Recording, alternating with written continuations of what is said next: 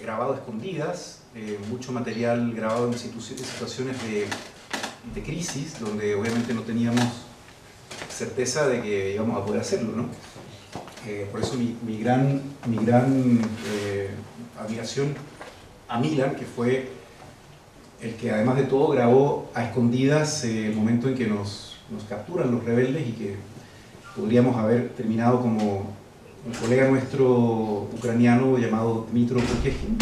Pueden buscar su perfil en Financial Times, salió un reportaje bastante extenso de su historia. Él fue capturado por los mismos rebeldes que nos capturaron a nosotros, pero él estuvo 48 días capturado y preso, digamos, en las mismas instalaciones donde nosotros estuvimos en Donetsk. Así que yo la verdad dejo a ustedes el espacio para que hablen y comenten y pregunten mejor. Podríamos nosotros con Adriana, obviamente, que me ayudó muchísimo a hacer este trabajo. No se ve bastante modesto y bastante sencillo, pero armar ese documental fue muy difícil. Primero que nada, traducirlo. Se hablan 7 idiomas ahí, es una barbaridad traducir una cosa así, primero que nada.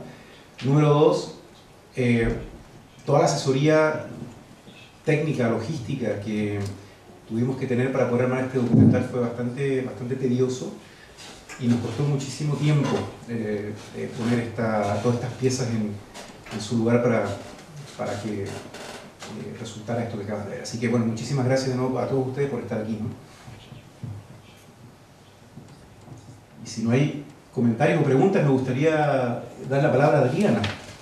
Yo puedo hacer el primer comentario, no sé si conseguir en español, pero a mí la verdad es que yo he visto el documental por primera vez. He visto partes en otro contexto, porque lo he visto por otras razones, lo he visto en formatos muy distintos, y la verdad, cuando uno tiene que hacer una noticia de minuto y 20, 2 minutos, es muy distinto. Obviamente esto tiene una dimensión, lo que dice Carlos, humana, que a mí lo que me gustó, y no sé si también os disteis cuenta, que hay un momento que no sabéis ni de qué lado están, quiénes son los que están hablando, si son del lado de allá, de acá, de qué bando son, pero lo que cuentan es una historia, digamos, profundamente humana, que al final da igual si la señora está del bando ucraniano o del bando ruso, si le bombardeó los de acá o los de allá, ¿no? El sufrimiento en ese sentido es bastante común, y es lo que une, y es lo que un poco es el hilo conductor de toda esta historia, ¿no? Y no sé si lo habéis sentido de cierta forma. Yo tenía un poco de precaución de cómo va a ser recibido este documental, porque yo sabía que había muchas partes filmadas en la parte rebelde, ¿no? Y uno tiende a antagonizar y decir, claro, van a decir que no está compensado, o que es muy prorruso, prorrebelde, lo que fuera, ¿no? Pero tras verlo, en realidad creo que no sé quién podría decir eso, porque lo que cuenta son tragedias humanas, lo que cuenta es lo que está viviendo la gente, independientemente del bando que les haya tocado, por distintas razones. Tak já bych chtěl hlavně poděkovat kolegovi Carlosovi za perfektní partnerství při natáčení toho dokumentu. A jenom bych řekl, že Carlos je výborný novinář, výborný parťák, ale velmi špatný učitel, protože mě doteďka za celou tu dobu nenaučil ani slovo španělsky. Já bych dal možná prostor pro otázky publika případně.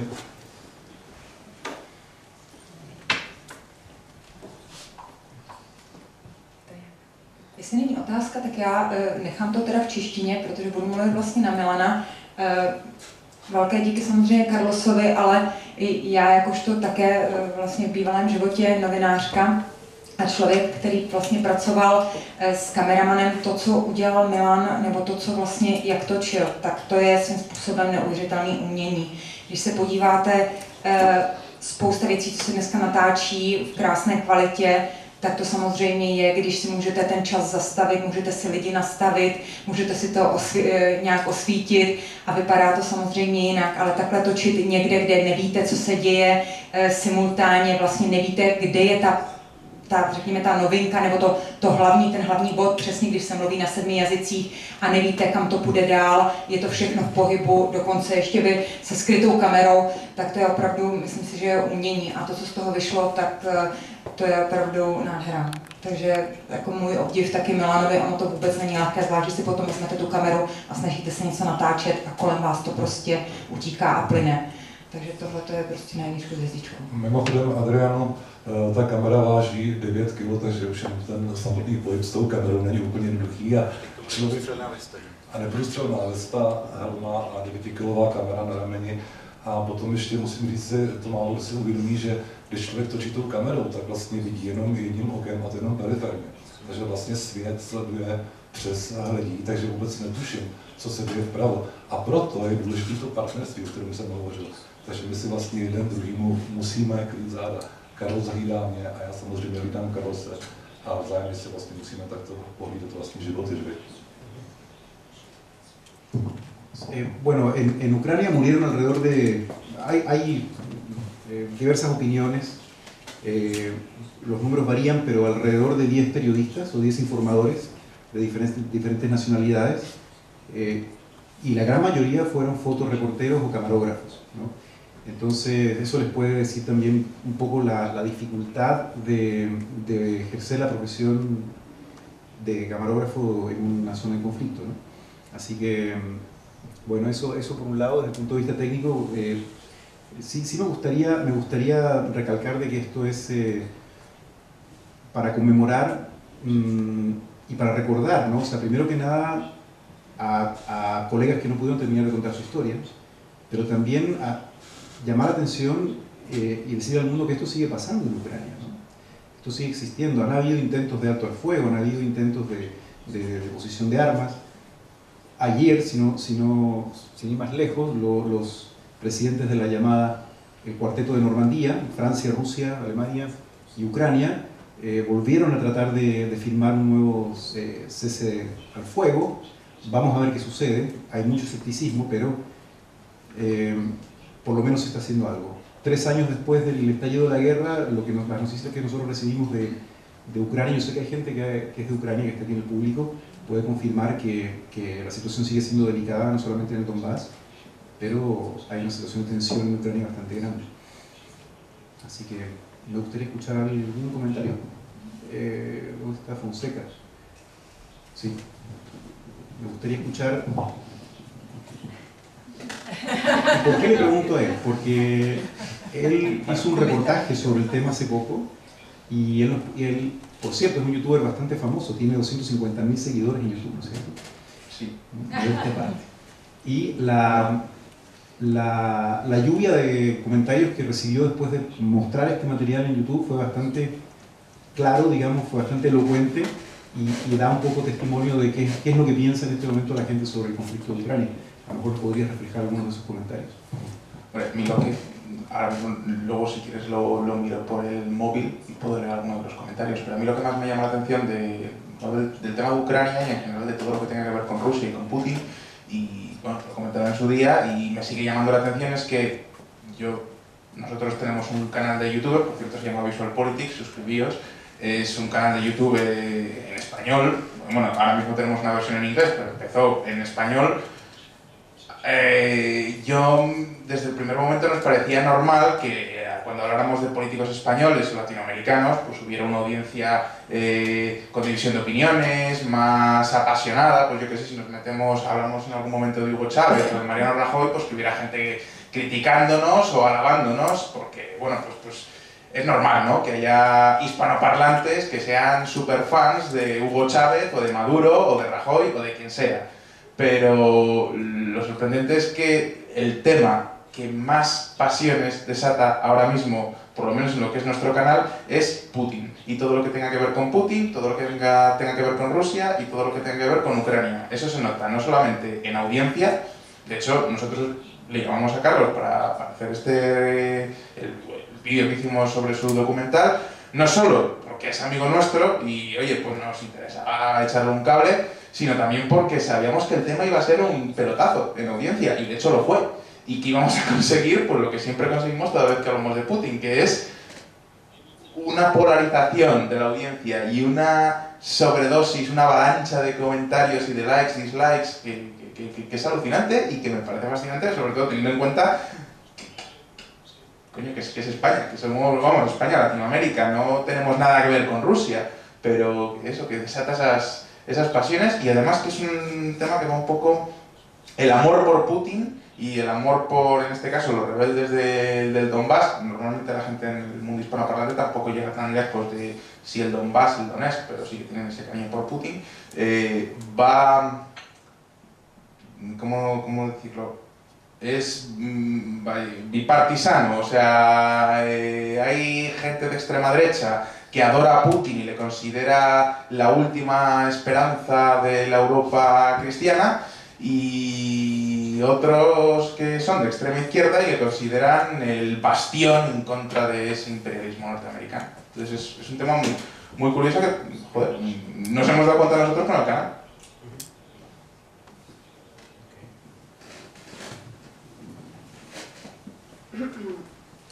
Bueno, primero de todo, enhorabuena por el documental. Me ha gustado mucho porque la perspectiva humana normalmente no suele salir a relucir, o de una forma un tanto sangrienta. Me ha gustado mucho que no haya tampoco mucha derramación de sangre, aunque obviamente sí que la hubo, ¿no? Y más tratando con civiles, esa parte me ha gustado mucho. Lo que os quería preguntar es ¿cómo piensas que se puede reconstruir una sociedad que, como tú comentabas en el reportaje, está moralmente rota? Hay dos partes claramente delimitadas y no hay como un gris. Entonces, ¿cómo piensas? Esa era mi primera pregunta, y la segunda pregunta es ¿cómo se puede redirigir la atención mediática hacia Ucrania? ¿También ustedes contestan? Bueno, la primera es más difícil, voy a empezar por la segunda. Es muy simple, haciendo este tipo de cosas, ¿no? La idea de este documental no fue convertirlo en una superproducción que gane premios, pero que origine debate, ¿no? Obviamente hay muchas cosas que no se pueden colocar en un documental de una hora, y la verdad es que nuestros archivos, ayer lo hablábamos con Milan, ¿no? Las cosas que quedan fuera de este documental son gigantescas, o sea, es además muy buen material y muchos testimonios muy buenos. Pero con esta puntita del iceberg nosotros básicamente pretendemos que se abra un debate, que se trate de hablar del tema, ¿no? Trabajos como estos, ¿no? Yo tengo un amigo que está escribiendo un libro sobre sus experiencias también después de años cubriendo la guerra en Ucrania. Siendo un poco naif, quizás un poco iluso, yo creo que eso puede ayudar. Obviamente si tenemos conflictos tan graves como el de Siria, o tenemos ataques terroristas que por la retórica, digamos, política actual llama mucho la atención, entonces es evidente que estos temas se desplazan a un segundo plano, ¿no? Pero bueno, hay siempre un grupo de gente que sí lo sigue, ¿no? Y mientras más material haya, mejor. Sí hay mucha propaganda, lamentablemente nosotros hemos encontrado muchísima propaganda de los dos lados, lamentablemente, que me perdonen ambos bandos, pero así es. Y con respecto a cómo reconstruir una sociedad tan dañada moralmente, yo creo que eso es el gran desafío de todas las sociedades que han atravesado por situaciones de crisis, guerras o regímenes totalitarios. La reconciliación es muy difícil, ¿no? Y en mi opinión, uno de los instrumentos es el perdón. Y para conseguir perdón, obviamente hay que sacar a la luz la verdad, ¿no? Y las violaciones de derechos humanos, las violaciones, en este caso a la sociedad civil, enjuiciar a los culpables, o a algunos de ellos por lo menos, ¿no? Es imposible, en mi opinión, conseguir que se perdone o que se olvide parcialmente si los responsables no son llevados ante la justicia, ¿no? Así que, bueno, eso es un adelanto, más o menos un poco lo que yo pienso respecto al tema. Y en ese sentido yo solo añadiría que nada mejor en la casa donde estamos, ¿no?, de ver los ejemplos de procesos de reconciliación y paz en Latinoamérica, o incluso vimos los problemas a lo mejor que está causando que ello no haya tenido lugar, por ejemplo, en España, ¿no? Así que se puede buscar eso, inspiración en la historia no tan lejana y en países no tan lejanos. O los Balcanes, que tú conoces muy bien.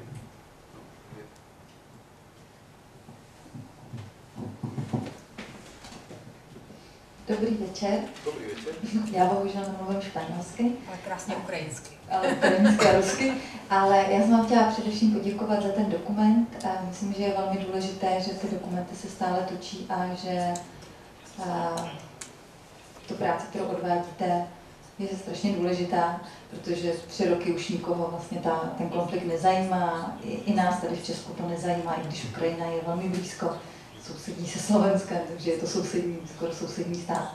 Takže díky za to, skvělá práce. A chtěla jsem se zeptat, jaké máte vlastně plány, tady byla premiéra, jaké máte plány s tím dokumentem a také asi takovou víc osobní otázku, jak vy sami se s tím vyrovnáváte, protože určitě i pro vás, nevím, jestli jste už některé válečné konflikty pokrývali, oba dva, anebo to byla první zkušenost a jak vlastně, myslím, jak vás to zasáhlo a jak sami s tím pracujete. Děkuji. Muchas gracias por las palabras tan bonitas y a ver, bueno, no sé Milan, yo en lo personal vivo con el conflicto hasta el día de hoy, ¿no? Y sí, he estado en otras zonas de conflicto, pero creo que esta por alguna razón, quizás por estar tan cerca quizás, ¿no? a nuestra realidad. Yo vivía aquí, ahora vivo en Estados Unidos, pero viví en Praga. Yo prácticamente los últimos 20 años trabajé en Europa del Este, ¿no? Cubriendo noticias en Europa del Este. Entonces, para mí este tema era bastante personal y además conociendo y con tantos amigos ucranianos, vuelvo y repito, era... Entonces, y me marcó para el resto de mi vida. Eso ya sucedió, no va a cambiar. ¿Qué planes? Tenemos, bueno, esta sí efectivamente es la primera vez y me encanta que sea así en un entorno más de cámara, ¿no? Donde podemos conversar. Pero hemos postulado a 22 festivales. Uno de ellos nos dijo que no. Ya nos dijo que no y eso también da testimonio un poco del interés que existe hoy día con respecto al tema de Ucrania. Pero uno nos dijo que sí, así que estamos contentos. Tenemos 20 más posibilidades todavía de ser aceptados o rechazados. Eso por un lado. Estoy ahora en conversaciones con la televisión de Hungría para que este documental se pase por la televisión de Hungría. Estuvimos ya, de hecho, esta es la primera vez que se muestra el documental, pero ya hicimos un adelanto en Miami hace unas semanas atrás, en la Universidad Internacional de la Florida, donde existe el programa Václav Havel, no sé si han escuchado hablar de él, que lo dirige el ex embajador Martin Palouš, un ex disidente checo bastante conocido, y ahí se presentaron partes del documental. Tuvo bastante acogida, salió en la tele, qué sé yo, nos invitaron a la radio, a los periódicos, o sea que hemos hecho un poco de desorden en esta granja, digamos, ¿no? Y bueno, seguir mostrándolo. Lamentablemente, bueno, nosotros tenemos ahora otros planes, tenemos otros documentales en agenda y este pues va a pasar mucho por el esfuerzo que le pongamos todos de mostrarlo o que nos ayuden los que tienen el poder de hacerlo, de difundirlo. Y por último, esto es lo más importante, que se me está olvidando por completo. El documental tuvo... el apoyo de mucha gente, o sea, nosotros hicimos una campaña de crowdfunding en Indiegogo, no sé si están familiares con la plataforma, y logramos recolectar cerca de $12.000. ¿Para qué? Bueno, entre esas contribuciones una de Adriana y una de Iván, por cierto, y muchas que llegaron a través de tu audiencia, Fonseca, por cierto.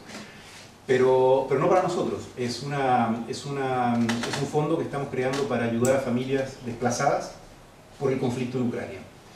¿Y por qué? Porque se me da la gana, porque me sentí muy tocado por el tema y porque conocí muchas familias que habían sido desplazadas por la guerra, ¿no? Como una que aparecía ahí en el documental, que su casa de campo le habían destruido las bombas, ¿no? Entonces, obviamente no vamos a ser capaces de mantener cientos de familias, no sé si ustedes están al tanto de los números, pero según la Comisión Europea para los Refugiados y los Desplazados, la Oficina de Ayuda Humanitaria, creo que se llama oficialmente de la Comisión Europea, el título, cuenta cerca de 1.700.000 desplazados. O sea, esos son refugiados internos en su propio país, ¿no?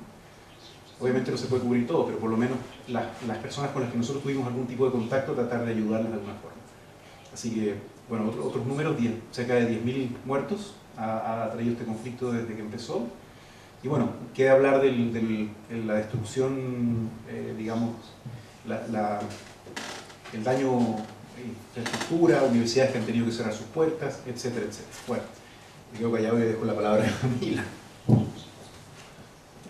Děkuji, Karlose. Tak pro mě to nebyl úplně první kongres, já už jsem natáčel ve válce v Balkánu, natáčel jsem ofenzivu Chorvatů, kteří začali dobíjet svá území zpátky, v Gruzii také, ano. Ale pokud bych měl něco dělat do budoucnosti, tak já bych zde zveřejnil můj takový soukromý plán, protože Carlos se za několik dní nebo možná i hodin odebere zpátky do Spojených států. Já tak na to zůstanu sám. Možná ne, ale pokud mi pomůžeš s tím plánem. Ale... Slyším to poprvé. Tak dobře poslouchej, protože mým plánem je oslovovat mládež. Především, protože já jsem zjistil, že mládež se o toto téma ku podivu a k mému překvapení zajímá. A já bych chtěl těm, mohu říct dětem, říct vlastně z první ruky, o co tady jde, co jsme tam zažili a jak to vlastně funguje. A proto jsme se domluvili s jedním mým kamarádem, hercem, známým hercem, znáte z Ordinace v Růžové zahradě například, mladý chlapec Ladislav Ondřej, herec, který by vlastně jezdil se mnou po školách a vlastně po školách bychom jezdili s takovým určitým programem, kde bychom právě tento dokument rádi promítali a potom s těmi dětmi dělali takovou diskuzi, jako třeba tady s vámi. Jak se ti líbí, Adriano, a pomůžeš mi s tím trošku? Ta myšlenka je úžasná a znám spoustu skvělých lidí i tady, kteří by také mohli pomoci. Pravda. A hned je představím potom. Přesně tak. Já jsem si možná až teďka, když jsem viděl ten dokument po několikáté, tak mi došla vlastně jedna věc, protože jako jsem jednou hovořil, že si s Karlosem musíme krýt záda, tak naopak se nevědomky můžeme i vzájemně ohrožovat, protože možná jste viděli záběry z skryté kamery. Při našem zajetí nás zajali proruší separatisté a já, aniž bych Karlosovi cokoliv naznačil, tak jsem vlastně zmáčknul rekord nahrávání na kameře. A Carlos vůbec nic netušil, že já celou tu situaci nahrávám. Ovšem uvědomme si, kdyby oni se dozvěděli, že my jsme toto natáčeli, tak bychom v tuto chvíli byli asi mrtví. A to nepřeháním, protože my jsme byli obviněni vlastně ze špionáže pro NATO. A kdyby oni se podívali do té kamery a viděli tam sami sebe a svůj hlavní štáb, vlastně nejtajnější místo, samozřejmě ukrajinská strana chtěla vyfotit toto místo. Drony lítaly nad tím objektem a oni po nich stříleli. No a nám se podařilo natočit toto zevnitř, vlastně ten objekt.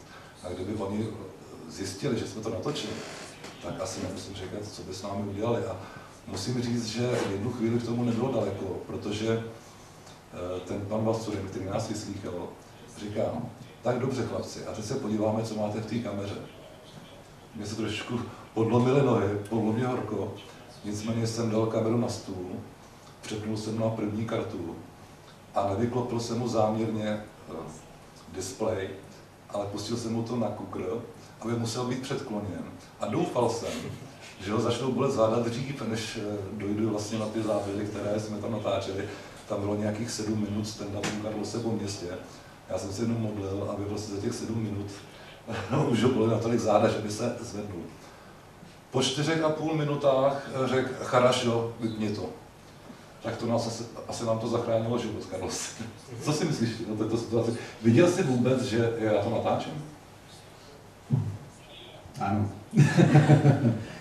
Dozvěděl jsem se, o sea, me enteré hasta después, ¿no? Porque cuando nos pidieron que bueno, le piden a Milan que abra la cámara para mostrar el material, ahí yo me di cuenta que él estaba nervioso y como que, bueno, me di cuenta que había estado grabando, ¿no? Porque ya lo había hecho en otras ocasiones. No bajo estas circunstancias, por supuesto, pero ya estaba él habituado a grabar de forma oculta. Cuando venimos llegando, por ejemplo, no sé si fijaron, mucha cámara oculta, ¿no? Cuando venimos llegando al edificio de la Administración Regional de Donetsk, que por cierto, se fijaron que había una bandera rusa arriba, ¿no? Atrás de los rebeldes que nos capturaron también había una bandera rusa, se fijaron, ¿no? Bueno, ahí él venía con la cámara en la mano, grabando a escondidas. Entonces ya era una tónica, y esto que nos pasó pues fue prácticamente uno de los últimos viajes a Ucrania. Entonces esperaba de Milan cualquier cosa, ¿no? Pero qué bueno que lo hizo, porque existe un documento hoy día bueno, los que hablan ruso tienen que haber estado horrorizados con la forma que hablaron, ¿no? Esos soldados, si se les puede decir soldados. Yo solamente quería añadir que Milan es un experto y realmente esos son los profesionales que se pueden pagar con oro, que saben utilizar estas situaciones y salir de ellas ilesos, ¿no? Nos ocurrió algo mucho menos en Serbia, me acuerdo, mucho menos dramático y probablemente no nos habría saldado con una detención o algo así, pero me acuerdo que descubrimos cerca, era la época de la crisis de los refugiados y estábamos cerca de la nueva valla húngara en el territorio serbio, en medio de un campo de maíz, y descubrimos allí la técnica militar serbia, pero radares y todo eso era una cosa rarísima en medio del campo, ¿no? Y entonces estábamos allí rodando y como en 4 minutos saltaron los soldados de los camiones y algo como detuvieron, ¿no? Y pasó una cosa parecida de un momento de tensión. ¿Lo habéis estado rodando? No, me estaba yo solamente haciendo una entrada, no sé qué, y mientras yo empezaba, lo que hemos oído mucho en el documental, es una televisión mexicana, todo eso lo que provoca. Además, no sé si habéis visto Televisa, además es un productor de telenovelas muy famoso, y que aquí no tanto en la República Checa, pero en Serbia se veía mucho. Con lo cual ellos, como una televisión de telenovelas que está haciendo aquí en el campo de maíz, en el medio. Y entonces, en todo este absurdo de estamos rodando, no hay también noticias, de repente luego se fijan y dicen, tú, ¿qué tienes allí? Muéstranos la cámara y bórralo todo. Y de repente va Milan y dice, bueno, lo borro, y lo borró. Y yo digo, ¿pero qué has borrado? Y bueno... Y fuimos al coche y yo horrorizada todo el día de trabajo perdido, lo más importante perdido. Y no sé cómo hizo, mientras yo contaba películas de las telenovelas mexicanas, cambió las tarjetas o desactivó una, la guardó y así todo el material lo tenemos hasta hoy en día, ¿no? Pero quiero decir, eso en ese momento de tensión, y este fue muchísimo menos de lo que ellos han vivido, ¿no? Pero es un arte de los profesionales y es un arte que no se estudia en las academias, ni en los institutos, ni donde forman a los camarógrafos. Ano, já si vzpomínám na tu situaci, o které hovoříš. Já jsem vlastně stačil dřív, než já jsem tu předpokládal, že budu chtít, abych smazal karty z kamery. Tak ještě dřív, než nám o to řekli, já jsem nenápadně jednou rukou ty karty vyměnil a tu náhradnou jsem měl samozřejmě v kapse a smazal jsem už jednu smazanou kartu, takže oni viděli, jak mažu prázdnou kartu a tím byla situace zachráněna. A tak to je asi úplně normální reakce každého kameramana, každého novináře. Ale ta situace, jak si říkala, byla tam docela napnutá a mně se podařilo tu situaci trochu odlehčit tím, že oni měli můj pás unijní, kde bylo napsáno Česká republika, Czech Republic. A on se mě ptá, odkud jsem. A spousta bylo kolem migrantů, plno migrantů. A já jsem si udělal z něj legraci a říkám, I'm from Syria. Zarazil, začal se smát. A v tu ránu byly lidi prolomené a mohli jsme jít, to bylo po problému. Una anécdota que me gustaría también contarles. Cuando estábamos grabando en Ucrania, bueno, yo andaba, obviamente, yo tengo pasaporte chileno y pues tengo cara de latinoamericano, eso no lo puedo ocultar, ¿no? Y tengo además una cicatriz muy particular en la frente. Entonces, pues a la gente les parecía divertido, ¿no? Este personaje. Además tapizado con ropa de Televisa y con lo que dice Adriana, o sea, en todos lados, a dónde íbamos, si estábamos en Hungría, ¿qué telenovela están grabando acá? Y así, todo el tiempo. Bueno, yo creo que eso nos salvó la vida un par de veces, yo estoy convencido. ¿Se dieron cuenta ustedes la confusión que se produce de repente? Porque bueno, yo no hablo ruso y lo que ustedes escucharon allí de mi ruso son frasecitas que Milan me había enseñado para que yo dijera, ¿no?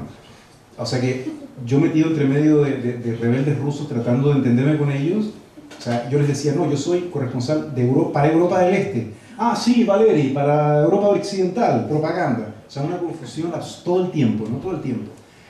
Pero cuando estaba en situaciones así, yo siempre jugaba la carta de que soy latinoamericano. Y automáticamente cambiaban, me refiero a la parte rebelde de Ucrania, ¿no? Automáticamente cambiaban la forma de mirarnos porque ellos pues son partisanos, rebeldes y nos miraban a nosotros como revolucionarios.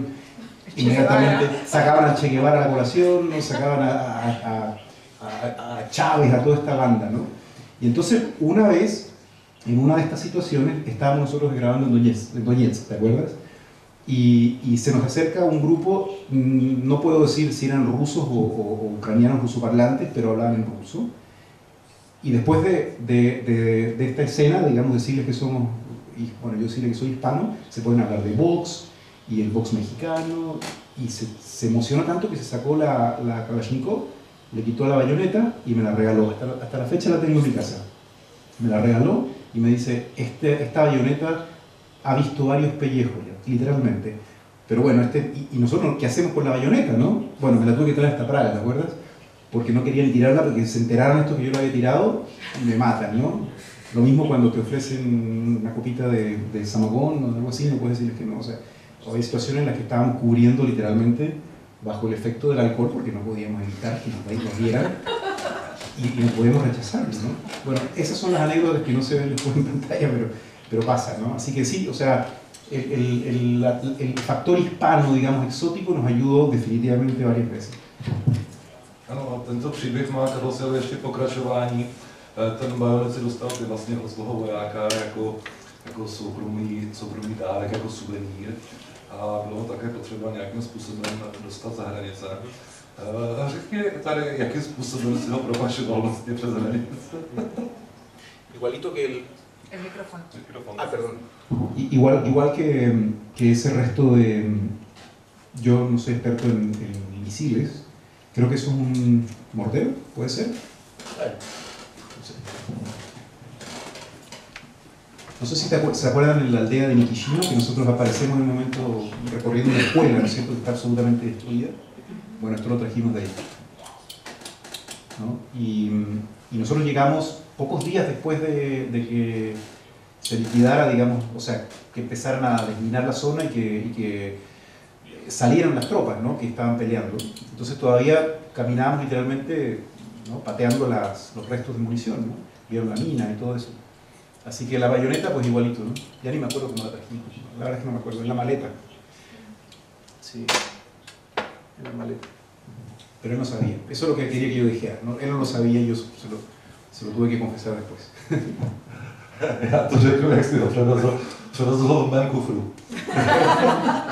Ne, ale ono to má svoji logiku, protože já, jelikož jsem nevěděl, že tam mám něco, co bych tam teoreticky mít nesměl, tak já jsem naprosto klidný a těm vojákům jsem klidně takhle všechno krásně ukázal. A vlastně nám nebyly vůbec žádné známky nervozity, protože jsem to vlastně nevěděl. A potom jsem se zeptal Karlose, ty posleš, kam si vlastně dal ten bajonet, jak si to převez? On mi povídá, no máš to v kufru. Říkám, cože? Byl tam. Ale udělal to vlastně dneska, vím, že to udělal správně.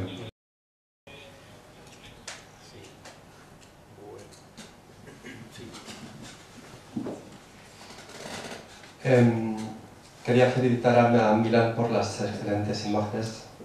Gratuluji nádhernou práci. Y confirmo también la ventaja de las telenovelas como pasaporte en el mundo global. Eso no tiene palabras. Yo creo que lo que hace el Instituto Cervantes en el mundo y lo que hacen las telenovelas mexicanas, venezolanas, el mundo nos conoce de otra manera. Lo que sí quería preguntar a Carlos, es decir, la experiencia tuya, tú vas allí a trabajar, vas como profesional, pero cuando vuelves como otro tipo de persona, porque bajo la piel del periodista viaja una persona también. Entonces, por un lado trabajas, por otro vives. ¿Qué experiencia te ha cambiado en ese sentido? Y una de las cosas, por ejemplo, fundamentales que sucede cuando se viene de un medio urbano occidental es la experiencia directa de la violencia y la destrucción. Eso se tarda en procesar. Me gustaría escuchar un poco tu experiencia en ese sentido.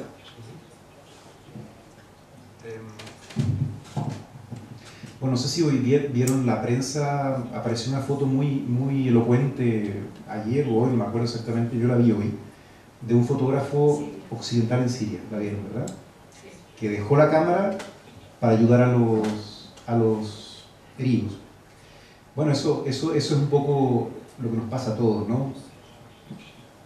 Hay situaciones en las que uno de verdad dice, debería dejar la cámara y ponerme a ayudar, porque además que todo, tanto Adriana como yo tenemos años trabajando también temas de derechos humanos y somos bastante activistas, ¿no? En cierto sentido. Entonces, cuesta muchísimo ser frío. Yo sí tengo amigos periodistas que son témpanos, o sea, que llegan a cubrir el conflicto, cubren la guerra, se van y lo que hacen es informar.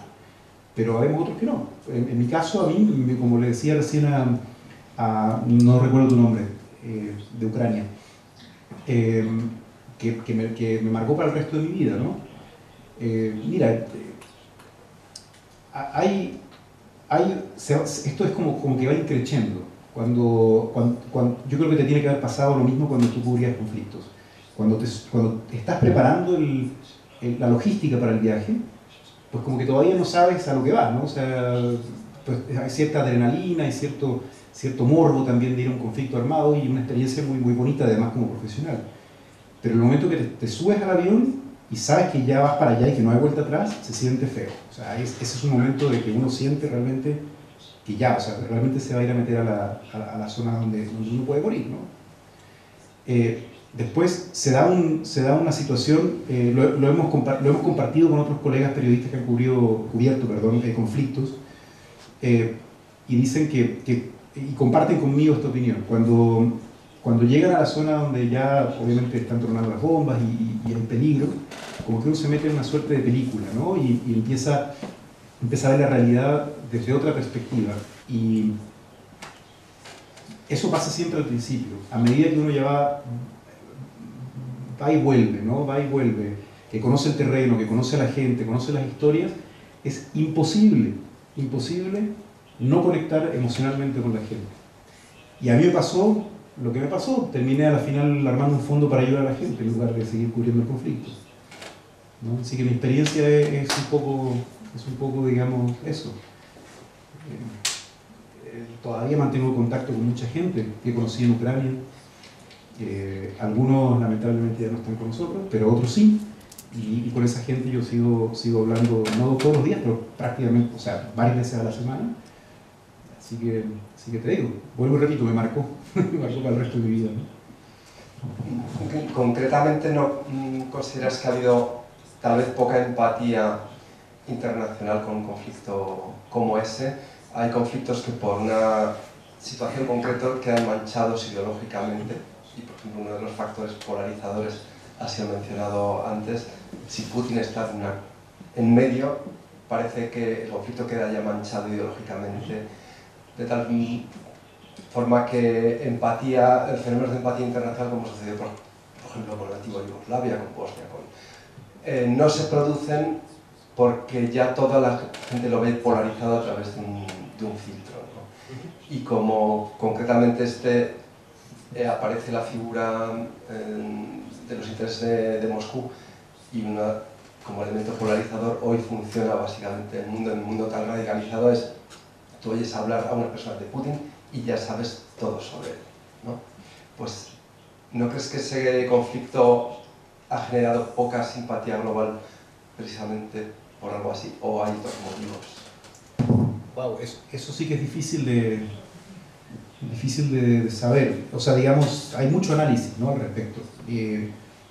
Yo te puedo decir una de las líneas de análisis que pienso yo que influyen, con la que yo estoy casi que de acuerdo, y es un poco provocador lo que voy a decir, pero bueno, no sé si ustedes han fijado que no se habla de una lucha, o sea, de una guerra entre Ucrania y una potencia extranjera, ¿no? No se habla de una guerra entre Ucrania y Rusia, por ejemplo, a pesar de que hay una evidencia bastante grande de la intromisión rusa en el Donbass, en la problemática ucraniana, ¿no? Con todo el apoyo logístico, armamentista y todo lo que sabemos, que la evidencia está ahí, o sea, no es cosa nuestra. Yo pienso, con todo el respeto de las autoridades hacia las autoridades ucranianas, que ha sido un error hablar de que esto es un conflicto contra una organización terrorista. ¿Me explico? O sea, la zona ocupada de Ucrania, del este, no es una, nunca se ha dicho que es una zona bajo la ocupación rusa, o digamos de proxies rusos, sino que es una zona de operaciones antiterroristas. Por lo tanto, es un conflicto interno, un conflicto que tiene que ser resuelto internamente, ¿no?, entre ucranianos. ¿Me explico, no? Entonces eso hace perder un poco la perspectiva y eso hace que la gente vea el conflicto de Ucrania como algo interno. Si esto se reflejara en los medios como una guerra entre Rusia y Ucrania, probablemente, puedo equivocarme, pero probablemente tendría un impacto mediático mucho más grande y sería mucho más dura la condena, ¿no? Ustedes vieron lo que pasó después de Crimea, después de la ocupación de Crimea, las sanciones que se le vinieron encima al Kremlin, a Rusia, a Putin, fueron devastadoras, ¿no?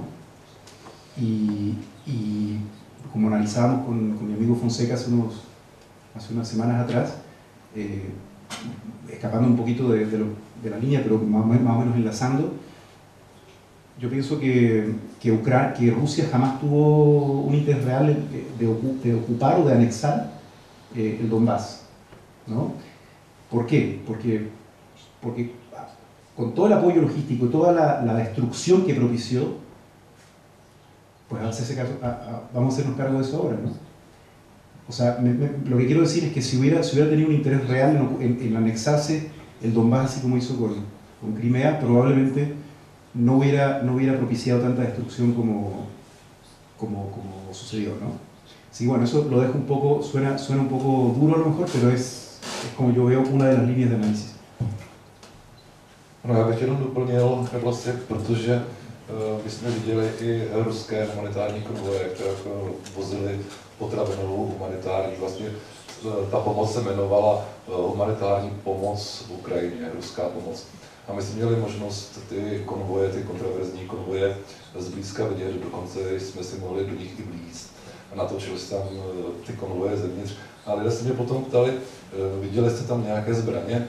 Tak já musím říct, zbraně jsme teda neviděli. Byla tam zelenina, byly tam brambory, mrkev, mlíko, máslo, ale zbraně to tady nebyly. Ale já nemohu vyloučit osobně, že tam ty zbraně nemohly být někdy předtím, protože ty kamiony jinak nebyly všechny podle toho, jak jsem počítal, a také nebyl naložený úplně až, jak bych čekal, po strop. Pokud ten kamion projede takovou nějakou složitou cestou, tak bych očekával, že ten kamion bude tou humanitární pomocí naplněn až po strop. Ale ty byly naplněny tyto kamiony tak do 1/4, což nebylo podezření. Ale pokud se mě někdo ptá, jestli tam zbraně byly, tak musím říct, ne, my jsme je neviděli. Ale to znamená, že Rusko otevřeně podporuje vlastně tu stranu těch DNR vlastně dneska. Je to tak, Karlo, máš na to stejný názor? Bueno, los convoys, esa es una perdón. Los convoys, ese es uno de los pasajes que no pudimos mostrar en el documental, sencillamente no entró. Pero, bueno, se decía que salían de Rusia 100 convoys y llegaban 80, ¿no? O sea, 20 se perdían por el camino. Es difícil saber, ¿no? Nosotros no tenemos ningún testimonio visual, pero la evidencia, los rumores y lo que comenta la gente es eso, ¿no? Que estos camiones venían cargados de armamento y llevaban, qué sé yo, de vuelta, no sé, gente, contrabando, qué sé yo, cualquier cosa, ¿no? Pero bueno, eso, vuelvo y repito, no tengo evidencia, no sé, no sabría, digamos, no podría poner las manos al fuego. Máme důkazy, že přivezli zeleninu a brambory. A že byly dobře hlídány ty konvoje vojákama.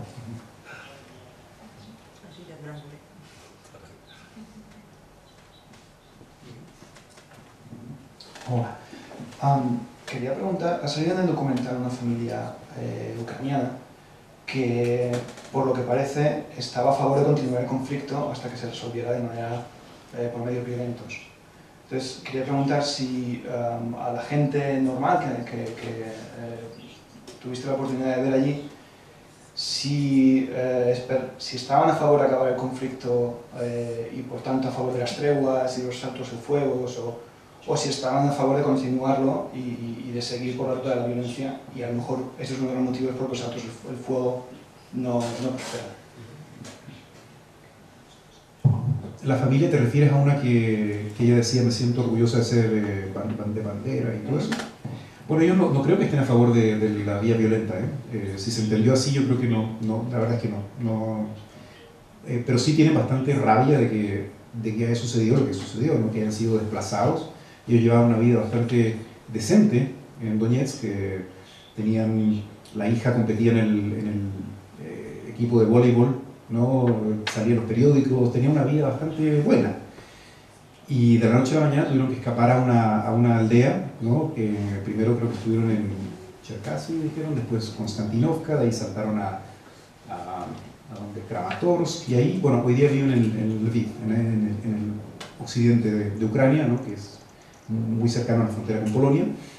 Pero ese martirio, digamos, obviamente los golpeó, ¿no? Y ese destierro, pues obviamente que los tiene con rabia. Ahora, si me preguntas a mí, yo creo que te puedo dar 100% de certeza de que no abogan, digamos, por un alzamiento armado para poder solucionar el problema. Y yo creo que las familias no tienen no es la tónica, ¿no? Ahora sí, hay muchos, en la guerra siempre hay suciedad, ¿no? Y hay mucha gente que tiene mira, no sé si se acuerdan del pasaje con el francés, este francés que hablaba, bueno, él había pasado, yo les voy a contar la historia, este señor era un mercenario, ahí no sale pintado como un mercenario, pero él había estado en el Congo, él era, antes había sido soldado del ejército francés. Un día colgó tú conoces la historia, ¿te acuerdas? Sí, tú lo sacaste por la televisión checa. Él bueno, dejó el uniforme del ejército francés y se fue a pelear con mercenarios al Congo, se fue a pelear a los países que ustedes se pueden imaginar, y Ucrania era para él una especie como de redención, o sea, para poder limpiar su espíritu. Pero así como él, hay miles, y así como él hay gente que tiene diferentes motivaciones para estar en la guerra. Uno de ellos que a mí me marcó, no sé si se acuerda Miller, que nos decía, bueno, yo vine aquí para ver lo que se siente matar a una persona, ¿no? O sea, ese tipo de gente las hay, y las hay en todas las guerras, y la guerra es una sociedad, es lo peor, ¿no? La decadencia total ¿no? de la falta de entendimiento, todo lo peor que te puedes imaginar, ¿no? Así que bueno, y motivaciones hay miles, o sea, hay gente que trafica con armas, hay gente que pues, o sea, está ahí por el morbo de la adrenalina, ¿no?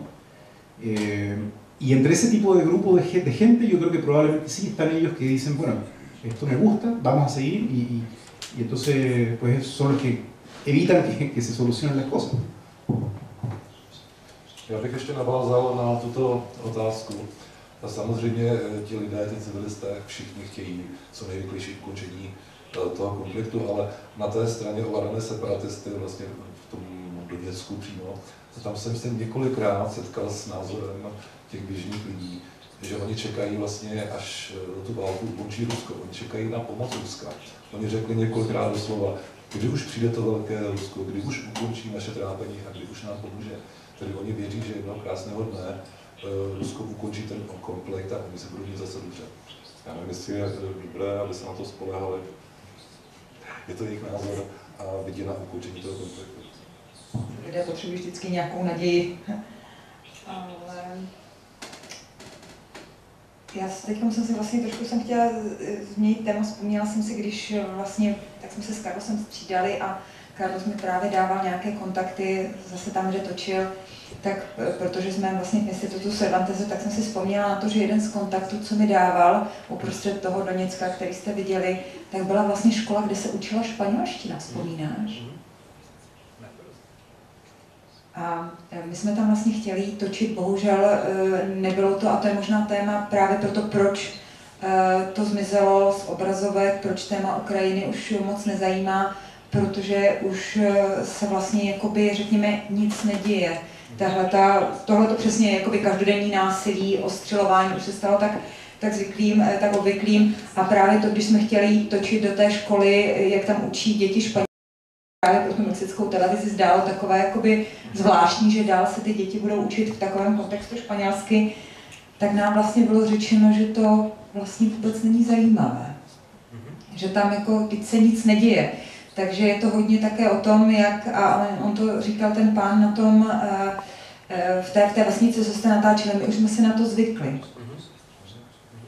Takže vlastně je to, že my jsme si vlastně na ten konflikt jakoby zvykli a už nám muselo by se něco nového stát, nedej bože, říkám, nějaké letadlo, nová dramatická území dobytá, něco takového, aby se zase to vrátilo na obrazovky. Na chvíli samozřejmě, protože, jak víte, teď je to čím dál rychlejší všechno a čím dál více jakoby zapomíná. Já jim, Adriano, rozumím. Oni říkají, my už je přivykli, už jsme si na to zvykli. Ale ono se na to asi opravdu dá zvyknout, protože já vím, když tu první noc v hotelu vzpomínáš, pořád všude bouchalo, střílelo se celou noc. My jsme vůbec nespali, pořád jsme byli oblečení, připravení okamžitě utíct. Ale za 3-4 noci sami jste viděli, že se točíme vzájemně na tom balkóně, kde se střílelo, kde se dopadalo.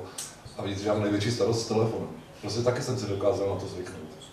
Potom jsme si tam tak povídali, chodili jsme na cigáro, tedy já, ne Carlos, ale povídali jsme si jen tak o všem a venku se stříleli, dopadaly granáty, munice těžká a my jsme si taky zvykli. A trvalo to 3-4 dny. Takže chápu, že si ty lidi zvykli.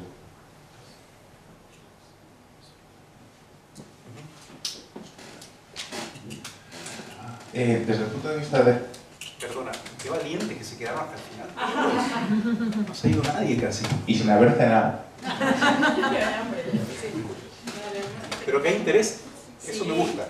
Eso me gusta. ¿Hay interés para terminar el conflicto? ¿O realmente esto se va a convertir en una zona enquistada como el Sáhara, como la Franja de Cisjordania, como la Franja de Gaza, como Georgia, Osetia, todas estas zonas que al final son como zonas grises, donde realmente lo que más le interesa a las distintas potencias que están en juego, tanto Rusia, Estados Unidos, la OTAN, lo que realmente interesa es que la cosa siga como está, porque nadie está, es como una zona de tensión, un poco como esta escena de Reservoir Dogs, ¿no? Donde estaba todo el mundo disparándose a todo el mundo y al final nadie se atreve a hacer algo porque, bueno, pues es que si alguien se atreve a moverse un poquitín, a lo mejor el otro dispara y entonces el otro dispara y se produce una reacción en cadena. No puede ser una de esas situaciones de zonas grises donde al final se enganche de alguna forma el Donetsk a un respirador de cooperación internacional de la Unión Europea, de Rusia, que manden ahí ayuda humanitaria de vez en cuando algún que otra granada.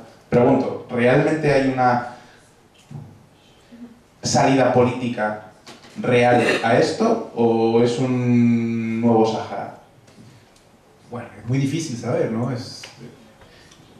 Si supiera, estaría trabajando con el FBI, o sea, pero si miramos el patrón de lo que ha ocurrido en otras zonas parecidas, pues yo creo que probablemente sea ese el destino, ¿no? O sea, Transnistria, Osetia del Sur,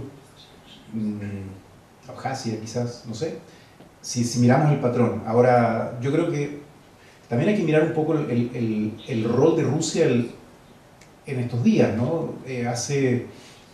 No sé, antes eran ataques cibernéticos a Estonia, ¿no? O sea, después, bueno, fue un poco más allá, ¿no? La guerra de Georgia, ¿se acuerdan? Donde en 6 días, si no me equivoco, pues, o sea, ocupó prácticamente un tercio del país. Hoy día los aviones Sukhoi rusos vuelan países de la OTAN, o sea, sobrevuelan Polonia, sobrevuelan, qué sé yo, Finlandia, Suecia, ¿no? Ucrania ya fue una guerra, ya fue, como dice un amigo mío experto en temas militares, probablemente el último ensayo antes de la puesta en escena, ¿no? Entonces, si seguimos también ese patrón y las condiciones en el mundo se dan, mira, esto puede acabar también en una guerra, pero es muy difícil analizarlo, ¿no? Es muy impredecible la política regional en este momento, con todo lo que ha sucedido también en Estados Unidos, ¿no? O sea, es muy difícil prever que yo no me atrevo a hacer un análisis exacto. No sé si Iván, que es político, a lo mejor nos puede decir. No, tak na tom filmu bylo asi cený to, že vlastně se nestavěl na žádnou stranu. Já myslím, že asi autoři mají na situaci nějaký názor, ale že ukazoval vlastně takovou tu humánní tragédii, takže vlastně by ho mohl klidně vysílat i Russia Today, že by na to přišlo a to nemusel vadit. Ale mě by zajímalo právě v tomhle, samozřejmě kdybychom tady teďka začali začali diskusi o tom, co stojí za tím konfliktem a jaká jsou možnosti řešení, tak bychom tady byli určitě další dlouhou dobu, ale myslím, že tady bylo hezky řečeno jako patron toho dění a to myslím, že je to srovnání s Podněstřím a s dalšími je asi klíčový, zkrátka. Jako Rusku určitě vyhovuje, že tady kus Ukrajiny je stabilní a znemožňuje vlastně vládě se soustředit na reformy a bez ohledu na to, jestli je schopná nebo ne ukrajinská, to je samozřejmě jiná otázka, ale bez sporu je to něco, co pomáhá tu zemi udržovat ve stabilitě a v latentním konfliktu pořád, takže to jistě Rusku vyhovuje. Ale mě spíš ještě v tomhle, já jsem se zeptat na jednu věc, jestli jste nějak jako autoři toho dokumentu, kteří jistě na to dění měli nějaký názor, jestli jste změnili nějak pohled na to, zejména na tu část těch rebelů. Jo, prostě ty typy, co tam byly vybraný náhodně, ale nepůsobili jako příliš sympaticky, ale přesto vy jste s nimi měli možnost mluvit víc a jistě ty lidi taky mají svý motivace, které nejsou vždycky jenom takový velmi podivný, jako si tady popisoval, že si chtějí zastřílet nebo někoho zabít. Bezesporu je mezi nimi i řada lidí, kteří si myslí, že to tak prostě je lepší. Když bude ten Donbas u Ruska, nebo už bude nezávislý, nebo jakákoliv jiná verze. Máte pocit, že jste po těch rozhovorech jako že vám je to přiblížil v něčem, anebo ten váš názor vlastně, se kterým jste tam ujížděli.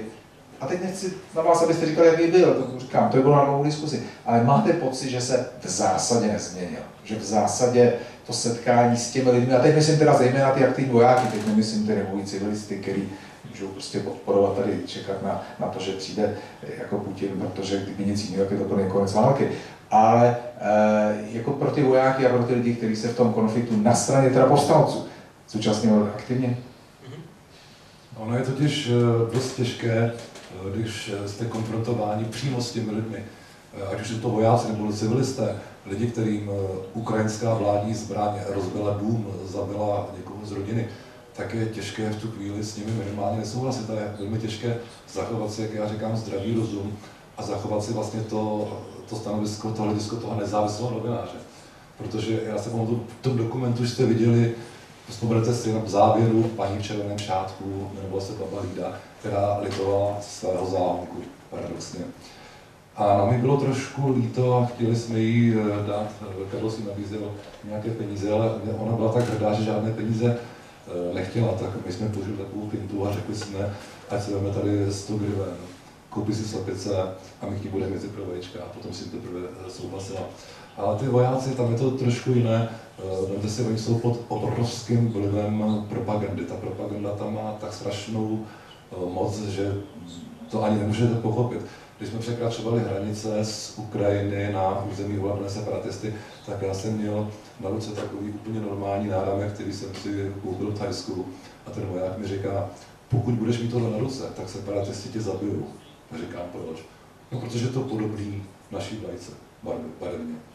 No, já jsem to na něj dal, usundal jsem to, ale až potom jsem zjistil, že to byl úplný nesmysl, že by mi za to tam nikdo hlavu neutrhl. Takže ta propaganda tam hraje obrovskou roli to jak na ukrajinské, tak i na té druhé straně, tedy na té prosevované separatisty. Sí, eso sucede de los dos lados, ¿no? También del lado rebelde nos decían, bueno, ustedes saben que en Ucrania cuelgan a la gente y los queman vivos, ¿no? O sea, hay una desinformación absoluta, ¿no?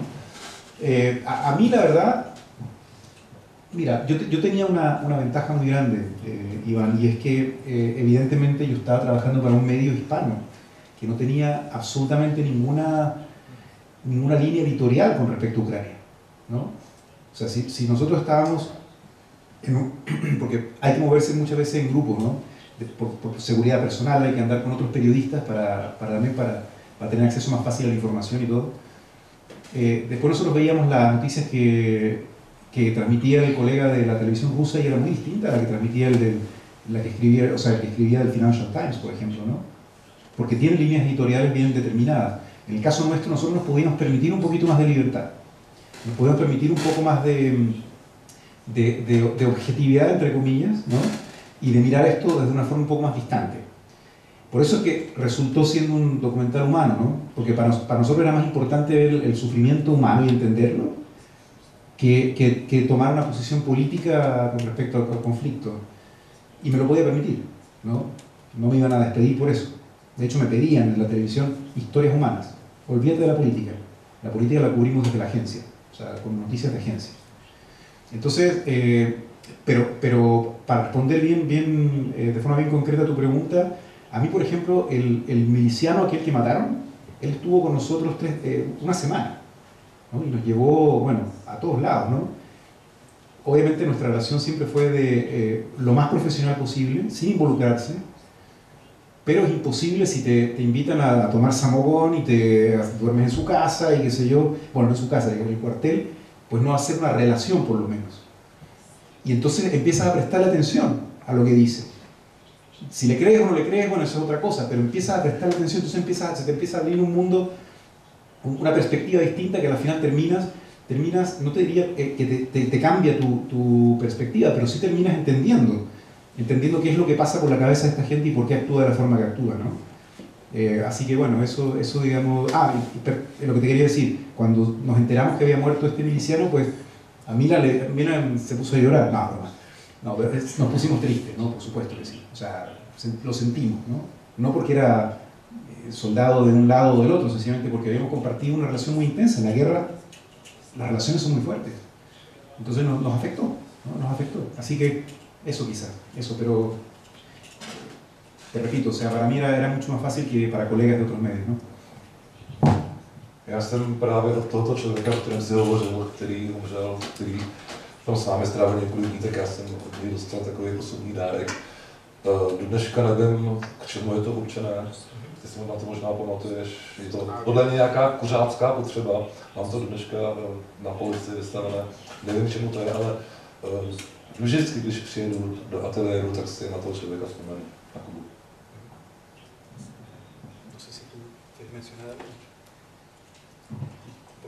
Yo estaba mirando a Ramiro a ver si nos van a echar ya, porque son las 9. Entonces, a mí me han sentado aquí también no solo para vigilar la conversación, sino también para decir en un momento que se acabó. Sí, y se acabó. Darle las gracias a nuestro intérprete. Muchísimas gracias al intérprete, que ha aguantado mucho más de lo que él creía. Y lo ha hecho, supongo que muy bien. No sé si queréis cerrar este encuentro vosotros. No, más profesionales que hay sentados no los hay para despedir esto. Gracias por traernos esta historia al Instituto Cervantes. Por suerte hay reporteros chilenos por el mundo capaces de colectar a los checos, a los ucranianos, a Cervantes y a todo. Y nada, que no olvidemos esta historia, como has intentado hacer. Gracias, Ramiro. Y te voy a dejar una copia aquí para que la puedas mostrar si quieres. Gracias. Okay. Pues gracias a ustedes.